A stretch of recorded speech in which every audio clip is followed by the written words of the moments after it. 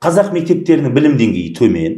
Қазақ мектебіне баланы беріп, дейді, 10 репетитор жалдағанша, дейді, орыс мектебіне баламды беріп, қазақ тілінен 1 репетитор жалдағаным артық, дейді. Сіз не дейсіз? Бұл баяғыдан келе жатқан бір біздің қоғамның жасап алған санадағы өзгермей жүрген дүние бар. Кезінде орыс мектептері мықты, қазақ мектептері әлсіз болды. Неге? 9 орыс мектебі, 1 қазақ мектебі болды. 1 қазақ мектебі 9 орыс мектебімен бәсекелесе ала ма? Әрине жоқ. Жоқ.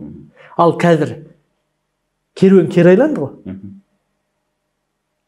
Қазақ мектебінің саны орыс мектебінен көп. Ал қазір сізге мен 2017-те мен нақты цифрлармен дәлелдеп берген бұл нәрсені. Егер Нұр-Сұлтан қаласындағы 10 үздік мектеп деп атасаң, соның 6-ы 7-і қазақ мектебі.